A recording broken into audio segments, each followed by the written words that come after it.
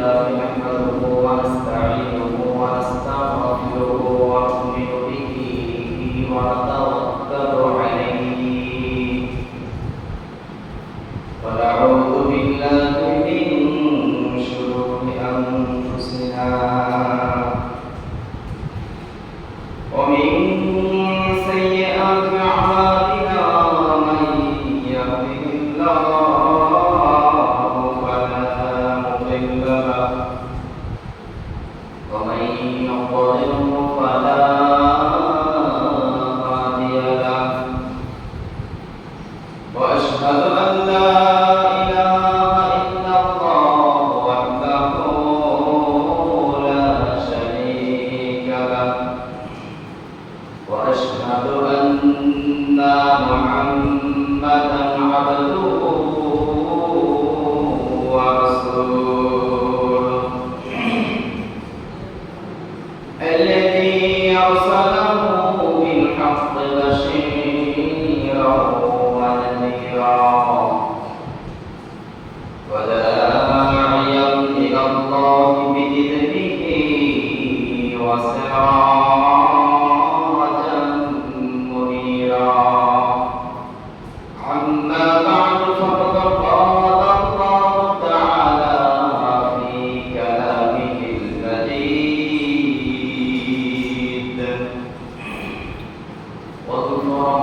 وفرقانه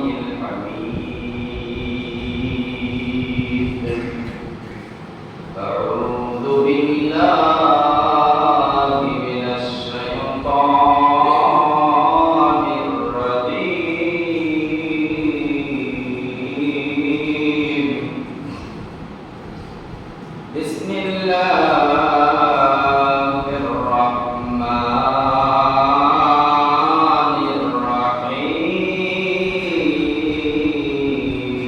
الرحيم فذكر بالقرآن من يخاف وعيد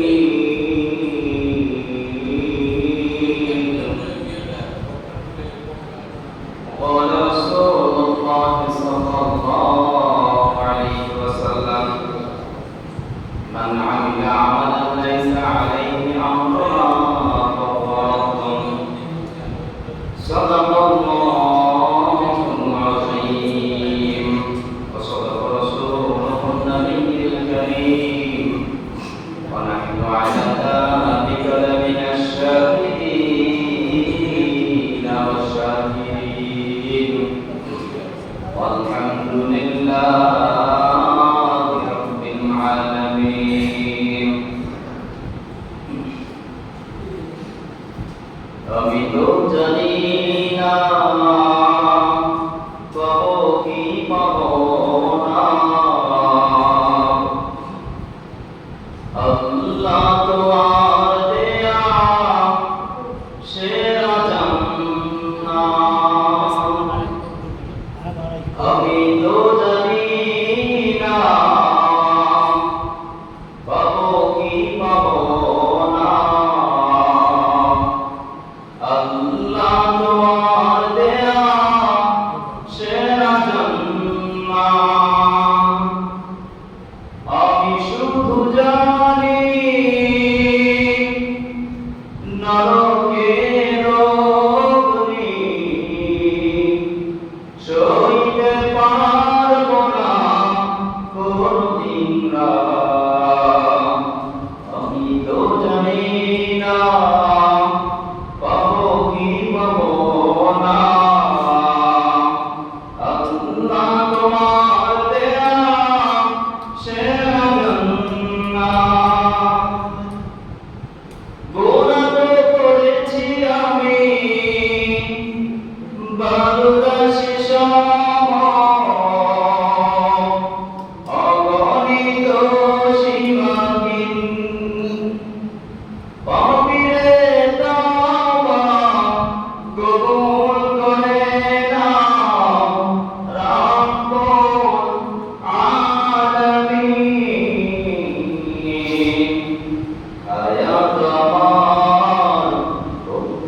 শুধু প্রতিদিন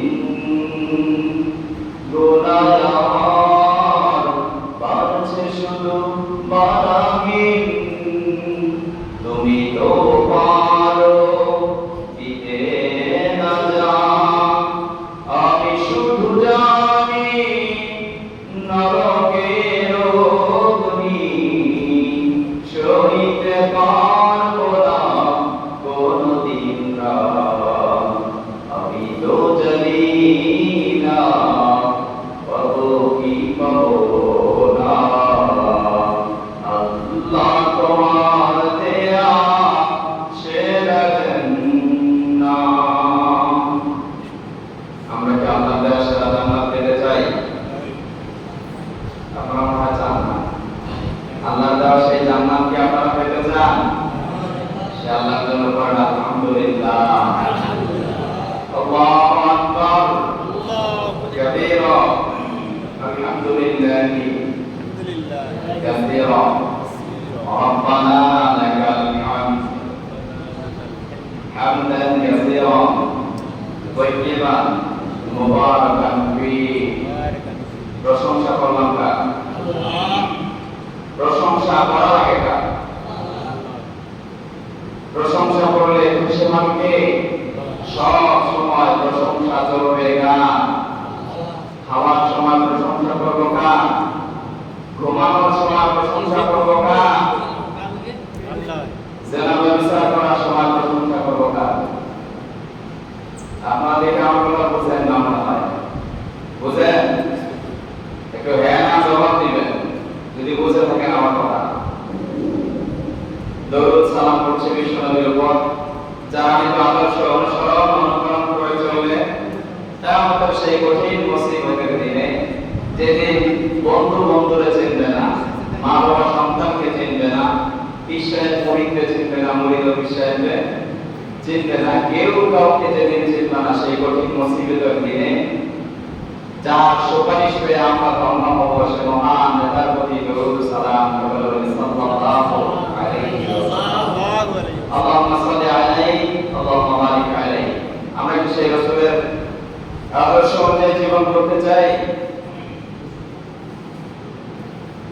চাই কি সবাই? রাসূলের আদর্শ পথে চলো, নামাজ পড়ো, রোজা রাখো, জীবন গড়ো দিন ইসলামের উপর থাকি। যেথায় আমার রাসূল দিনে বন্ধু না মিলিবে, রবকে তোমার দিন কি তোমার রাসূল তোমার কে? ফেরেশতা আসিয়া জিজ্ঞাসা করিবে, রবকে তোমার দিন কি তোমার রাসূল তোমার কে? ফেরেশতা আসিয়া জিজ্ঞাসা করিবে, প্রস্তুতি নাও সেই জবাবের লাগি। নামাজ পড়ো, রোজা রাখো, জীবন গড়ো ইসলামের উপর থাকি। যেথায় আমার রাসূল বিনে সঙ্গী না মিলিবে, রবকে তোমার দিন কি তোমার রাসূল তোমার কে? ফেরেশতা আসিয়া জিজ্ঞাসা করিবে। আমাদের কি ফেরেশতা জিজ্ঞাসা করবে? এগুলা করবে? কোথায় কোথায় জিজ্ঞেস করবে?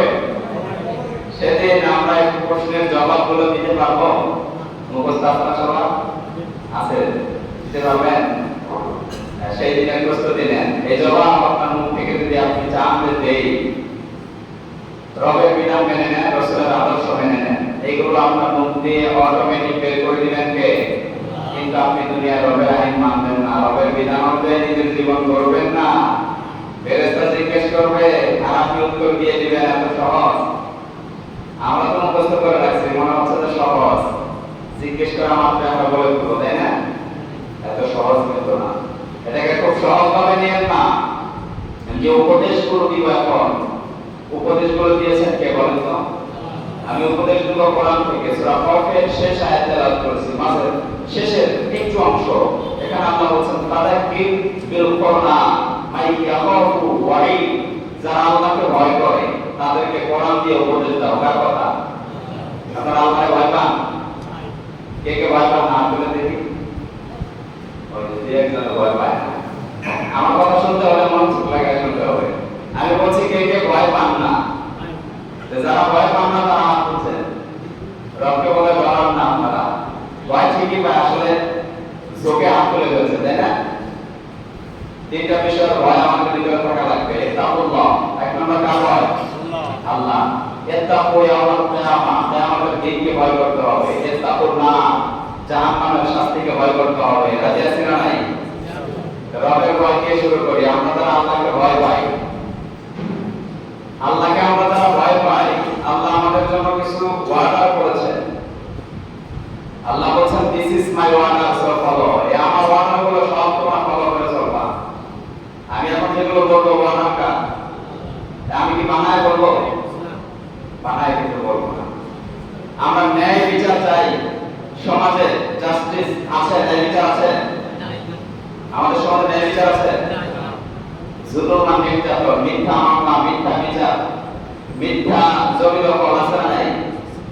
গায়ের জোরে অনেকে করে, ক্ষমতার জোরে অনেকে করে, লাঠির জোরে, শক্তির জোরে অনেকে অনেক কিছু করে। আপনাদের মসজিদের জোর নিয়ে সমস্যা আছে না? ওরা গায়ের জোর দেখায়, আছে না নাই? এই বিচার আপনারা যদি মানুষের উপর ন্যায় বিচার প্রতিষ্ঠিত করতে চান, কি লাগবে বলেন তো? কি লাগবে?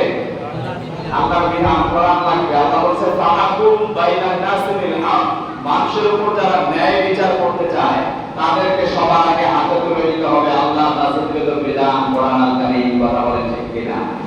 তারা প্রত্যেকটা জায়গায় ন্যায় বিচার প্রতিষ্ঠিত করতে পারবে। আমি একটা সাবজেক্ট দিয়েছি এই জন্য যে গত রবিবারে দেবীগঞ্জের এক ছোট্ট বাচ্চা ধর্ষিতা হয়েছে। ছোট্ট একটা মেয়ে ধর্ষিতা হয়েছে। তার বাবা মেয়েটাকে নিয়ে পঞ্চগড় হাসপাতালে গিয়েছিল। পঞ্চগড় হাসপাতালের ডাক্তার যে রকমের দুর্ব্যবহার করেছে, এরকমের ডাক্তারকে জুতা পেটা করে হাসপাতাল থেকে বের করে দেওয়া দরকার। কথা বলেন ঠিক কিনা? এরকম দুঃসাহস কেউ দেখাতে পারবে না যদি আপনারা কোরআনের সমাজ করতে পারেন। অন্যায়ের প্রতিবাদ আমরা করতে ভুলে গেছি। অন্যায়ের প্রতিবাদ আপনি যতদিন ভুলে যাবেন ততদিন আপনার উপর জুলুম আর নির্যাতন হবে। কথা বলেন ঠিক কিনা? এজন্য আপনাকে প্রতিবাদী হতে হবে। অন্যায় যে করে, অন্যায় যে সহ্য করে, সকলের সমান অধিকার, সমান গুনাহ, অপরাধ দুজনের সমান। এজন্য কোথাও কোনো অন্যায় হলে আমাদের প্রতিবাদ করার দরকার আছে না? এই জন্য আল্লাহ রাসূল সাল্লাল্লাহু আলাইহি ওয়াসাল্লাম জানিয়েছেন মান রাআ মিনকুম মুনকারান ফালিয়ুগাইয়িরহু বিয়াদিহি, সমাজে যদি কোনো অন্যায় দেখো, অপরাধ দেখো, জুলুম আর নির্যাতন দেখো, তোমার হাতে যদি সেই ক্ষমতা থাকে, হাত দিয়ে এই সমাজ থেকে অন্যায়গুলো, জুলুমগুলো দূর করে দেওয়ার চেষ্টা তোমার করার দরকার আছে না নাই? আমাদের সমাজে বিয়ে বাড়িতে গান বাজো, বাজে কি বাজে না? বাজে? আপনাদের এলাকায় বাজে? যে বাড়িতে বিয়ে বাড়িতে গান বাজতে মনে রাখবো, ওই বিয়ে বাড়িতে দাওয়াতে তো আমি যাবো না। এটা আজকে শোনে না, ওই বিয়ে বাড়িতে দাওয়াতে কি করবো না? আমি যাবো না। সমাজের কারণে যাইতেও দেবো না। আপনারা কিসের সমাজ জমা করেন? আপনার সমাজে গান বাজের অনুষ্ঠান হয় আর আপনি সেটা বাধা দেন না। আপনি বলবেন পোলাপান মানুষ করবে, এগুলো করুক। এই আপনার এই উস্কানিতে পোলাপান আজকে গান বাজাচ্ছে বাড়িতে, কয়েকদিন পর নৃত্য কি আপনার বাড়িতে করা হয় ঠিক কিনা? এরপরে যাত্রার অনুষ্ঠান করবে সমাজে করা হয় ঠিক কিনা? এই জন্য এগুলো সব জায়গায় বাধা দেওয়ার দরকার আছে না নাই? বিয়ে বাড়িতে গান বাদ্য বাজায়, সারাদিন গান বাদ্য বাজালে, সারা রাত বাজালে কেউ ভূমিকা নেয় না, এগুলো বন্ধ করে। কথা বলেন ঠিক কিনা? আর আপনি একদিন বাড়িতে মাইকে ওয়াজ বাজায় তো আপনার উপরে গেলেন, যায় কি যায় না? তো সারাদিন গান শুনে অন্য কোনো অভিযোগ নাই। আপনি একটা মাইকে গেলে ওয়াজ বাজায়, তাফসীর মাহফিল বাজায়, দেখবেন একটা পর একটা আপনার কাছে বল আসতেছে, এই সারা রাত কি এগুলোই চলবে নাকি? অথচ বাড়ির পাশে গান বাজে, কোনোদিনও বলে না, আছে না নাই? এগুলোর যদি প্রতিবাদ আপনি না করেন, এর একটা গুনাহ দায়ভার আপনার আমলনামায় ঢুকাই দিবেন কে? এই জন্য দায়িত্বশীল যারা আছেন আহ্বান জানাচ্ছি, কোন বিয়ে বাড়িতে যেন গানের কোন বাদ্য বাজনা না বাজে। এমন গান বাজে যাওয়াই যায় না, মাটি সহকে করবে। কথা বলেন ঠিক কিনা? তাহলে আপনারা অশ্লীলতা দেখবে, বেহায়া দেখবে, হাতে যদি ক্ষমতা থাকে হাত দিয়ে সেটাকে রুখে দিতে হবে। হাতে আমাদের যাদের ক্ষমতা আছে, দায়িত্বশীল যারা, এই অন্যায়গুলোকে হাত দিয়ে প্রতিরোধ করতে হবে। যাদের এই অন্যায় হাত দিয়ে প্রতিবাদ করার ক্ষমতা নাই, তাদের মুখ দিয়ে এটা বাধা দেওয়া লাগবে। কথা বলেন ঠিক কিনা? আমরা মুখ দিয়ে বাধা দিতে পারবো না। মুখ দিয়ে যদি আপনি আমি বাধা না দেই, বাধা দেওয়ার ক্ষমতা যদি আপনার মুখ দিয়েও না থাকে, ওদের ক্ষমতা বেশ করা ধনী মানুষ করবো, আমি এটা বাধা দিতে গেলে ওটা আমার উপর জুলুম করবে। আপনি তখন অন্তরের দাবি হিসাবে, ইমানের দাবি হিসাবে, মানে আদর ইমান, দুর্বল ইমানের দাবিদার হিসাবে আপনি অন্তরে এই মানুষগুলোকে ঘৃণা করবেন, এই মানুষগুলোর কর্মকাণ্ডকে ঘৃণা করবেন, আর পরিকল্পনা করবেন কোন মানুষগুলো দ্বারা এই অন্যায়গুলো, অপরাধগুলো, অশ্লীল কাজগুলো বন্ধ করা যায়। এই চিন্তা করার দরকার আছে না নাই? যদি আপনি সমাজের অন্যায় দেখে চুপ করে থাকেন, আল্লাহ নবী জানিয়েছেন, সাহাবী জিজ্ঞেস করেছেন, ইয়া রাসূলুল্লাহ সাল্লাল্লাহু আলাইহি ওয়াসাল্লাম, আমার যে ঈমান আছে এটা আমি বুঝবো কেমনে? বিশ্বনবী বললেন, সাহাবী শোনো, তোমার ঈমান আছে এটা যদি তুমি বুঝতে চাও, দুনিয়াতে যখন অন্যায় কাজ দেখবে, অপরাধ দেখবে, জুলুম দেখবে, এটা দেখে যদি তোমার ভিতরে কষ্ট অনুভব হয়, তাহলে বুঝবে তোমার ঈমান আছে। আর যদি অন্যায় দেখে, খারাপ কাজ দেখে, অশ্লীলতা দেখে তোমার অন্তরে ভালো লাগে, আনন্দ লাগে, বুঝবে তোমার ঈমান। আমাদের সমাজের মানুষদের গান বাজনার অনুষ্ঠান দেখলে ভালো লাগে কি লাগে না? আর দুনিয়ার ভালো ভালো কাজ দেখলে খারাপ লাগে কি লাগে না? সেগুলার এই ধরনের স্বভাব আছে, বুঝলেন? ওগুলা কি নাই? ঈমান নাই। ঈমান যদি আপনার থাকে, ঈমানের দাবি হচ্ছে অন্যায়কে রুখে দেওয়া। কথা বলেন ঠিক কিনা? এই ডাক্তার যে অপরাধ করেছে পঞ্চগড়ে, একটা মাসুম বাচ্চা ধর্ষণ হয়েছে, তাকে নিয়ে যাওয়া হয়েছে, গত রবিবারের কথা বলছি। সেই বাবার সাথে যে দুর্ব্যবহার করেছে, আমার কাছে ভিডিও আছে, তাদের দেখতে মন চায় না, আমাদের পরে দেখতাম। এই দুর্ব্যবহার কোনো মানুষ করতে পারে না। যে ভাষাগুলো ব্যবহার করেছে ওগুলো আমি এখানে বলতে পারছি না আমার মুখ দিয়ে। শরীরের পশম শিউরে ওঠার কথা, যে কথাগুলো বলেছে, তা আমাদের সমাজে যদি করার বিচার থাকতো, ওই ডাক্তারের কমলা উড়াইয়া দেওয়া হতো। কথা বলেন ঠিক কিনা? জানাকারদের শাস্তি কোরআনে দিয়েছেন কে? কথা বলেন দিয়েছেন কে? আমাদের সমাজের বড় লোকের ফলাফল যদি আগাম টুকাম করে, এগুলোর কোনো বিচার? যদি চেয়ারম্যান মেম্বারের ফলাফল করে, এমপি মন্ত্রীর ফলাফল, এগুলোর কোনো বিচার আছে? আর আসতে বলেন আছে? এখানে অপরাধ করেছেন, এই অপরাধীদের শাস্তির ব্যাপারে কোরআনে আয়াত আছে না নাই? আল্লাহ রাব্বুল আলামিন সূরা নূরের 2 নম্বর আয়াতে জিনাকারীর শাস্তি উল্লেখ করে দিয়েছেন। আল্লাহ রাব্বুল আলামিন জানিয়েছেন, আস-সানিয়াতু ওয়াস-সানি ফাজলিদু কুল্লা ওয়াহিদিন মিনহুমা মিয়াতা জালদা। জিনাকার নারী এবং পুরুষ সাক্ষ্য প্রমাণ যদি তারা ধরা পড়ে, তাদেরকে শাস্তি দেওয়ার বিধান দিয়েছেন আল্লাহ। মিয়াতা জালদা, 100 চামড়ার চাবুকের আঘাত করা লাগবে তাদের শরীরের উপরে। 100 আঘাত করা লাগবে। আমাদের সমাজে এই চামড়ার চাবুক দিয়ে 100 আঘাত কোন জেনাকারীর উপরে করা হয়েছে? এরপর আরেকটা বিধান আল্লাহ কোরআনে দিয়েছে, যদি জেনাকারীরা বিবাহিত হয়, তাদেরকে এই গলা পর্যন্ত মাটির ভিতরে পুঁতে পাথর দিয়ে তাদেরকে হত্যা করে ফেলতে হবে। বিধানকার 2 রকমের জেনাকারীর বিচারের কথা আল্লাহ বর্ণনা করেছেন। এক ধরনের জেনাকারীর বিচার হবে যারা বিবাহিত, তাদের বিচার হবে গলা পর্যন্ত মাটির ভিতরে পুঁতে তাদেরকে পাথর মেরে হত্যা করতে হবে। আর যারা অবিবাহিত যারা করেছে, তাদেরকে 100 হাতে আঘাত করতে হবে। এই বিধান আমাদের দেশে আছে। এগুলো যদি একটা বিধান আমরা জাতীয় মুকাররমে, বাইতুল মুকাররমের সামনে একটা বিচার যদি আমরা করতে পারতাম, মিডিয়ার সামনে, বাংলাদেশের মানুষ দেনা কি এই শব্দটা বলে যাইতে পারা, বলেন ঠিক কিনা? আল্লাহ বলেছেন, আস-সানিয়াতু ওয়াস-সানি ফাজলিদু কুল্লা ওয়াহিদিন মিনহুমা মিয়াতা জালদা। জানাকার নারী এবং পুরুষ সাক্ষ্য প্রমাণ যদি ধরা পড়ে, তাদেরকে 100 আঘাত করা লাগবে। এই আঘাত কে করবে? মসজিদের ইমাম সাহেব, চেয়ারম্যান সাহেব, মেম্বার সাহেব, এমপি মন্ত্রী। এই আঘাত তখনই করা সম্ভব হবে যখন এই আইনটা বাংলাদেশের সংসদ ভবনে কার্যকর করা হবে। কথা বলেন ঠিক কিনা? আপনি যদি এটা সংসদ ভবনে পাস করতে না পারেন কোরআনের এই বিধানটা, বাংলাদেশের কোথাও জানার বিচার হবে না। কথা বলেন ঠিক কিনা? এই জানার বিচার করেছেন সাইয়েদনা ওমর রাদিয়াল্লাহু তাআলা আনহু। এই আয়াতের শেষে দিকে আল্লাহ বলেন, এই জানার বিচার কার্যকর করতে গিয়ে জেনার বিচার কার্যকর করতে গিয়ে এই জেনার বিচার কার্যকর করতে গিয়ে ওই মানুষটার জন্য যেন তাদের ভিতরে কোনো রকমের ভালোবাসা জন্ম না নেয়, দয়া মায়া মহব্বত যেন জন্ম না নেয়। কার কথা? অর্থাৎ আপনার ছেলেও যদি অপরাধ করে, আপনার ভাইও যদি অপরাধ করে, আপনার বোনও যদি অপরাধ করে, ওই মনকে শাস্তি দিতে গিয়ে আপনার ভিতরে যেন ভালোবাসা জন্ম না নেয়। কার কথা? আমরা কি শাস্তি দিতে পারবো? এই জন্য শিক্ষা দেখাচ্ছি। হাদিস থেকে বলছি, আল্লাহর নবী একজন সাহাবী হযরত ওমর ফারুক রাদিয়াল্লাহু তাআলা আনহু, তিনি যখন গোটা অর্ধ পৃথিবীর খলিফা আমিরুল মুমিনিন ওমর ফারুক রাদিয়াল্লাহু তাআলা আনহু, তিনি একটা জেনার বিচার করেছিলেন। আমাদের শুনেন, আমি এই কথা বোঝানোর উদ্দেশ্য হচ্ছে আমরা যদি বাংলার জমিনে এরকম রাষ্ট্র প্রতিষ্ঠিত করতে পারি, এরকম জেনার বিচার আমরাও সচক্ষে নিজের হাতে দিতে পারবো। কথা বলেন ঠিক কিনা? ওমর ফারুক রাদিয়াল্লাহু তাআলা আনহুর সন্তান আবু শামা, তার বিরুদ্ধে একটা জেনার অভিযোগ এসেছে। তার বন্ধুরা মিলে কয়েকজন মিলে একটা মেয়েকে ধর্ষণ করেছে। বর্ণনা তিন ধরনের আছে, আমি একটা বর্ণনা করছি। তিনটা বর্ণনা আছে তিন ভাবে, আমি একভাবে একটা বর্ণনা বলছি। এখানে এটা বর্ণনা তিন রকমের আছে। খুরমা ছিলেন, খুরমা দুধের ভিতরে ভিজায় রেখে এটা পরের দিন খায়, এটাকে লাভিজ বলা হয়। এটা খাওয়ার, এটা যদি 2-3 দিন বেশি সময় ভিজায় রাখে, সেটার ভিতরে একটা নেশার ভাব চলে আসে, মদের মতো।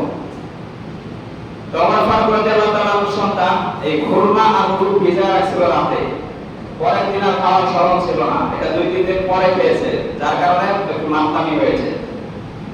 এই নেশাগ্রস্ত অবস্থায় তার বন্ধুদের পাল্লায় পড়ে একটা মেয়ের সাথে অনৈতিক কাজে জড়িয়ে গিয়েছে, অর্থাৎ জেনার কাজে এসে জড়িয়ে গিয়েছে।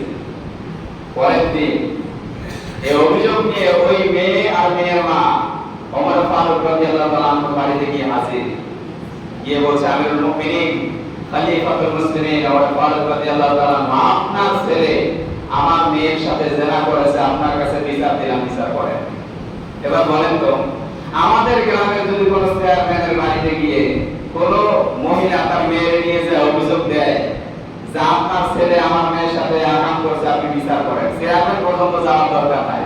ওর যে সামসা আছে, ওই সামসা পর্যন্ত আপনি যেতে পারবেন না। কথা বলে দেখি না, হ্যাঁ, তুমি চেয়ারম্যানের ছেলের বিরুদ্ধে এই বিচার নিয়ে আসছো, তারা দিবে কি দিবে না? চেয়ারম্যানের পর্যন্ত পৌঁছাবে না, আর মান সম্মান দেখবে আগে। কথা বলে দেখি না? চেয়ারম্যানের গোলাম নাই একটু করে, যাও তোমার জন্য কিছু টাকার ব্যবস্থা করে দেবে, আছে না? টাকা দিয়ে কি সব কিছু পাওয়া যায়? আমাদের দেশে কিন্তু টাকা দিয়ে সব পাওয়া যায় এখন। কথা বলেন ঠিক কিনা? টাকা দিয়ে বিচার উল্টাপাল্টা পাওয়া যায়, টাকা দিয়ে নারীও পাওয়া যায়। কথা বলেন ঠিক কিনা? এগুলো লাইসেন্সও কিন্তু দেওয়া আছে। আমি যেগুলো বোঝাতে যাচ্ছিলাম, ওমর ফারুক রাদিয়াল্লাহু তাআলা আনহুর কাছে যখন ওই মহিলা তার সন্তান নিয়ে বিচার নিয়ে গেল, ওমর ফারুককে বলছে, আপনার ছেলে আমার মেয়ের সাথে এরকম করেছে, আপনি বিচার করেন। মহিলাকে ওমর ফারুক বললেন, আপনি দাঁড়ান, আমি আমার ছেলেকে জিজ্ঞেস করি। আবু শামা তখন খেতে বসছে, ওমর ফারুক জিজ্ঞেস করেন, আবু শামা, তুমি কি অপরাধ করেছো? তোমার নামে একটা মামলা এসেছে, জেনার মামলা। ছেলেও সেরকম, ছেলে বলছে, বাবা হ্যাঁ, বন্ধুদের পাল্লায় পড়ে মদ খেয়ে আমি এই কাজটা করেছি, আমাকে মাফ করে দেন।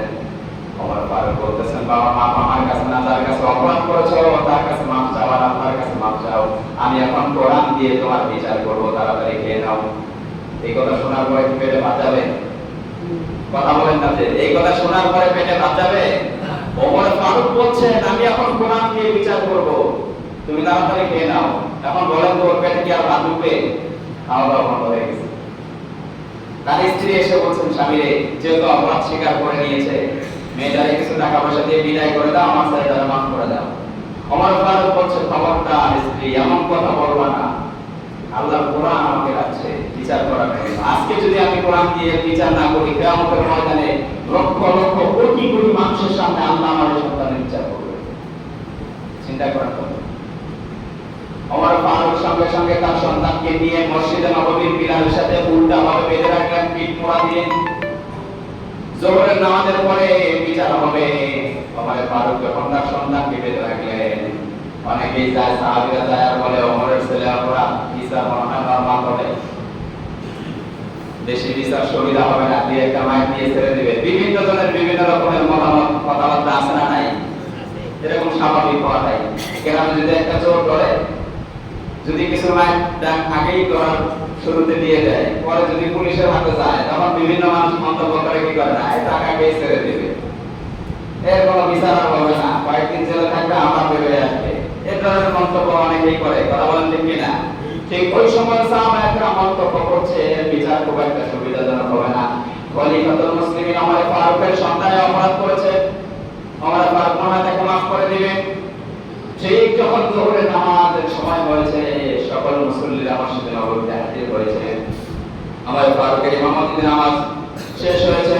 নামাজের পরে ওমর ফারুক ডাক দিয়ে বলছেন, ও বিশ্বনবীর সাহাবীরা শোনো, আমার ছেলে অপরাধ করেছে, সকলের সামনে আমার এই সন্তানের বিচার কার্যকর করব আমি, আপনারা কেউ বিচার না দেখে যাবেন না। সবাই তো ওমর ফারুকের সন্তানের বিচার দেখার জন্য অপেক্ষায় আছে। কথা বলে ঠিক কিনা? সবাই অপেক্ষায় আছে। ওমর ফারুক রাদিয়াল্লাহু তাআলা আনহু কাজীকে ডাক দিলেন, বললেন, কাজী জল্লাদকে বললেন, জল্লাদ এই চামড়ার চাবুকটা তুমি হাতে নাও। কোরআনে আল্লাহ রাব্বুল আলামিন যে বলছেন, আয-যানিয়াতু ওয়াজ-যানি ফাজলিদু কুল্লা ওয়াহিদিন মিনহুমা মিয়াতা জালদা। আল্লাহ কোরআনে ঘোষণা করেছেন জিনাকারদের শাস্তির সম্পর্কে, অবিবাহিত জিনাকারের জন্য 100 চামড়ার চাবুকের আঘাত করা লাগবে তার শরীরে। এই যে চাবুক তোমার হাতে দিলাম, এটা ওমরের সন্তান না খলিফার সন্তান, এটা দেখার দরকার নাই, তুমি কোরআন দিয়ে বিচার করবা। খলিফার এই কথা শোনার সঙ্গে সঙ্গে কাজী বলছেন, ওমর ফারুক রাদিয়াল্লাহু তাআলা আনহু, এটা খলিফার সন্তান না কার সন্তান এটা আমি দেখব না, আমি কোরআন দিয়ে আপনার সন্তানের বিচার করব। সঙ্গে সঙ্গে তিনি বিচার শুরু করে দিলেন। ওয়াহিদ, ইসনাইনি, সালাসা, এভাবে তিনটা আঘাত যখন তার সন্তানের উপরে করেছেন, ওমর ফারুক রাদিয়াল্লাহু তাআলা আনহু এত রাগ হয়ে গিয়েছে, তিনি ডেকে বলছেন, কাজী তুমি কি আমার সন্তানের উপর চামড়ার চাবুক দিয়ে আঘাত করছো না, তুমি তোমার চাকরি বাঁচানোর চেষ্টা করছো? এরকম আছে না? খলিফার সন্তানকে মারবে, রাষ্ট্রপ্রধানের সন্তানের গায়ে মার দিবে, চাকরি বাঁচায় না সন্তানকে মারে? ও বলতেছে তুমি আমার সন্তানকে মারো না তোমার চাকরি বাঁচানোর টেনশন করো। ওমর ফারুক তার হাত থেকে চাবুকটা নিয়ে বললেন, তুমি তিনটা মার দিয়েছো, আমার হিসাবে তিনটা হয়েছে একটা। কয়টা? তিনি দুই থেকে আবার শুরু করলেন, একটা একটা করে 50টা আঘাত করার পর সঙ্গে সঙ্গে তার সন্তান অজ্ঞান হয়ে গেছে। চিন্তা করেন, নিজের পরিত্যক্ত সন্তানকে মারছে ওমর ফারুক রাদিয়াল্লাহু তাআলা, সেনা অপরাধের শাস্তি দিলেন। সন্তানকে 50টা আঘাত করার পরে অজ্ঞান হয়ে গেছে। এরপরে স্ত্রী এসে পা জড়ায় ধরছে, স্বামী রে আজকের জন্য আমার সন্তানকে ছেড়ে দাও, বাকি 50টা মার আগামীকালকে দিবা। স্বামী বলতেছে, স্ত্রী এমন কথা বলো না, আল্লাহ কোরআনে বলছেন, কুল্লা ওয়াহিদিন মিনহুমা মিয়াতা জালদা, 100 বেতের আঘাত আমার সন্তানের উপর দেওয়া হবে। 50টা আঘাত করার পর সন্তানকে পানি দিয়ে ধরে আমার সুস্থ করে, বাকি আবার 30টা আঘাত করেছে তার সন্তানের উপরে। 30টা আঘাত করার সঙ্গে সঙ্গে তার সন্তান দুনিয়া থেকে বিদায় নিয়েছে। চিন্তা করেন, ওমর ফারুক রাদিয়াল্লাহু তাআলা আনহু তার সন্তানকে এমন পরিমাণ আঘাত করেছে চামড়ার চাবুক দিয়ে, 50টা আঘাতে তার সন্তান অজ্ঞান হয়েছে। 30টা আঘাত করার সঙ্গে সঙ্গে সন্তানটা দুনিয়া থেকে বিদায় নিয়েছে। মোট 80টা আঘাত করার পরে যখন সন্তান দুনিয়া থেকে বিদায় নিয়েছে, নিজের সন্তানকে নিজে গোসল করালেন, নিজে কাপড়ের কাপড় পরালেন, নিজে জানাজার নামাজ পড়ালেন, এরপরে কবরস্থ করলেন। কবরের উপরে আবার চাবুকটা দিয়ে বাকি 20টা আঘাত আবার কবরের উপরে দিলেন। বাকি 20টা আঘাত কবরের উপরে দিয়ে দাগ করে ফেলেন কবরের উপরে। এরপরে আল্লাহ রাব্বুল আলামিনকে বলছেন, দেখবে আল্লাহ, আমি আমার সন্তানের বিচার তোমার কোরআন দিয়ে করেছি নিজের হাতে, কিয়ামতের ময়দানে আমার এই সন্তানের বিচার তুমি দ্বিতীয়বার আর করবে না। চিন্তা করে, নিজের সন্তানের বিচার কিভাবে করলো ওমর ফারুক রাদিয়াল্লাহু তাআলা আনহু? কোরআনের বিচার আমরা যদি বাংলার জমিনে এই কোরআনের রাষ্ট্র কায়েম করতে পারি, এরকম একটা জায়গা বাংলার জমিনে যা করে তার বারে কথা বলেন ঠিক কিনা? এরকম ওমরের দরকার আমাদের দেশে আছে না নাই? আর আসতে বলেন, আছে না নাই? প্রভু তুমি বলেছো রাসূল দেবে না, বলনি দেবে না, বলনি দেবে না, সদরি খালিদ বিজয়ী শহর। প্রভু তুমি বলেছো রাসূল দেবে না, বলনি দেবে না,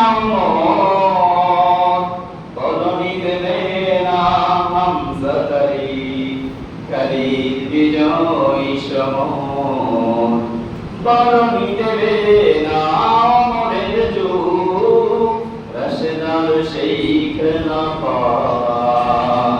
ফিরিয়ে দেবে না আদর্শ মান কেঁদে কেঁদে আধার পুনরায় পাঠাও কোমল কালি গাটু গাথারে ভোর বরণী দেবে না হামজাদারি খালিদ বিজয়ী সমন প্রভু তুমি বলেছ রাসূল দেবে না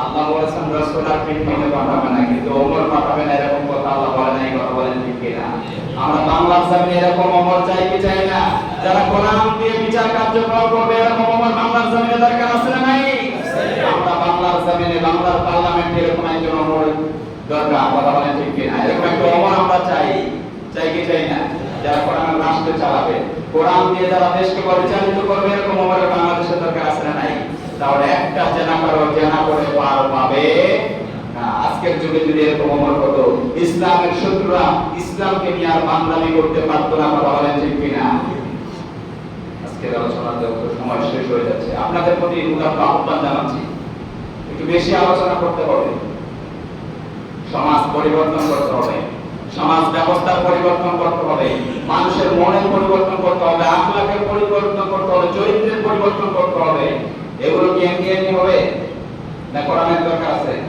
কোরআনের আলোচনা দরকার আছে না নাই তা আপনারা কি এমন সময় মসজিদে আসেন যে হুজুরের কথা শুনতেই পারেন না এভাবে আসলে চলবে আজকে আমি যে কোরআনের একটা দিক নির্দেশনা নিয়ে কথা বললাম এখন যে অর্ডারটা আপনাদের জন্য করবে আমার ব্যক্তিগত অর্ডার না আমি কিন্তু শুরুতেই বলছি সূরা কাফের শেষের দিকে আল্লাহ বলছে ফাতাক্কির বিল কোরআনি মাইয়াখাফু আলাইহি যারা বক্তৃতা করবে ওয়াজ করবে নসিহত করবে তারা কোরআন দিয়ে করবে আল্লাহর ধমকের ভয় হচ্ছে এটা আর যারা আল্লাহকে ভয় পায় তারা এই ধমক 100% মেনে নেবে মানবেন আপনারা আযান শুনে মসজিদে আসবেন নাকি কে বলেন তো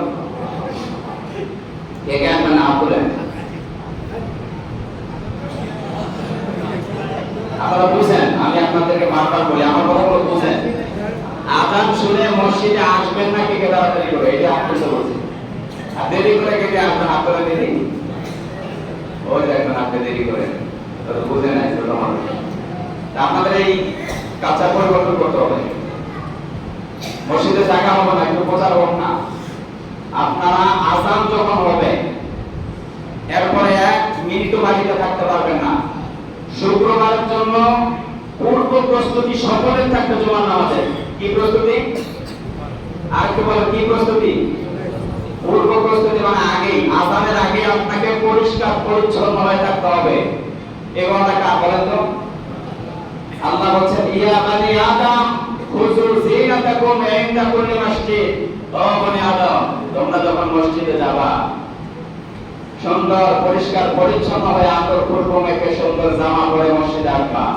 এটা আযানের আগে না পরে পরিষ্কার পরিচ্ছন্নতা হবে না আযানের আগে আর আযান হলে আপনার ইদা নুদিয়ালিস সালাহ সূরা জুমায় বলছে যখন তোমাকে আযানের জন্য আহ্বান করা হবে মুয়াজ্জিন যখন বলবে আল্লাহু আকবার আল্লাহু আকবার সব ফেলে দেওয়া লাগবে আপনার যত কর্ম আছে সব ফেলে দিতে হবে কারণ ইদা নুদিয়ালিস সালাহ যখন তোমাদেরকে সালাতের জন্য আহ্বান করা হয় ফাসআউ ইলা যিকরিল্লাহ তোমরা দ্রুত সেই জিকিরের দিকে ধাবিত হও যেমন সালাতকে আল্লাহ এখানে জিকির হিসেবে উল্লেখ করেছেন তোমরা দ্রুত সেই জিকিরের দিকে ধাবিত হও তার মানে আযান শুনে দৌড়ে আসতে হবে দ্রুত মসজিদে আসতে হবে এই জিকিরের জন্য সালাতের জন্য দৌড়ানো নিষেধ কিন্তু এখানে এই জিকির বলতে কি বোঝানো হয়েছে এখানে এই দৌড়ানো বলতে কি বোঝানো হয়েছে দ্রুত প্রস্তুতি নিয়ে আপনাকে মসজিদে আসতে বলা হয়েছে বাজারুল বাই বেচা কেনা সব বন্ধ ব্যবসা বাণিজ্য যারা করে দোকান বন্ধ করা যে যে কর্মে আছে কর্ম কাণ্ড সব বন্ধ রেখে মসজিদে আসতে হবে ওয়ানারকা আগামী জমা আমি তো এখানে উঠে দেখবো যে কে পরে আসে কে আগে আসে তাই না তাদের নাম করে রাখবো আমি এই জন্য আপনারা সতর্ক হয়ে যান আমি যখন পড়া ভাষায় কাউকে কোনো কিছু না বলি আমার যেন পড়া ভাষা ইউজ করার দরকার না হয় যে ভাষা ইউজ করলে হয়তো আপনারা কষ্ট পাবেন, এরকম কোনো কিছু যেন আপনাদেরকে বলতে না হয়, জন্য সাবধান করে দিচ্ছি। কারোর সাথে আমার শত্রুতা নাই, আছে কি? কারোর সাথে জমি জায়গা নিয়ে আমার কোনো ঝামেলা আছে? পারিবারিক দ্বন্দ্ব, সামাজিক দ্বন্দ্ব, রাজনৈতিক দ্বন্দ্ব, অর্থনৈতিক দ্বন্দ্ব, কোনো দ্বন্দ্ব কারোর সাথে কিন্তু আমার নাই। এজন্য আপনাদেরকে আমি বলছি যে আপনারা আযান শুনে খুব দ্রুত মসজিদে আসবেন। আমি মেম্বারে বসার পরে কাউকে পরবর্তীতে যে আজকে থেকে শুরু, পরবর্তীতে যে 4 রাকাত সুন্নাত পড়েন এই কথা কোনোদিন আমি বলবো না, এবং বলতেও দেব না, মানে বলবো না তো করতেও দেব না আপনাদেরকে কাজ। বলবেন যে হুজুর সুন্নাত পড়তে দিবে না, হুজুর এটা তো বড় পাওয়া, এটা আমার পাওয়া না, এটা পাওয়া রাসূলুল্লাহ সাল্লাল্লাহু আলাইহি ওয়াসাল্লামের। রাসূল দেয় নাই, রাসূল দেয় নাই। আপনি কোন লাভের বর্ণনা করেছেন যে আপনি দেরি করে মসজিদে আসবেন, আর যারা আগে আসছে তারা সুন্নাত পড়ে বসছে, আর আপনি পরে 4 রাকাত সুন্নাত পড়বেন, আর যারা বসে বসে তামাশা দেখবে আপনার? আপনি কোন লাভের বর্ণনা করেছেন যে আপনাকে সুন্নাত পড়ার সময় দিতে হবে? কখনো সম্ভব না, আমি দিব না। আজকে বলে দিচ্ছি যে কেউ যদি মনে করে যে হুজুর মাস্তানি দেখাচ্ছে, এটা মাস্তানির কিছুই না, এটা আল্লাহ রাসূলের ওয়াদা।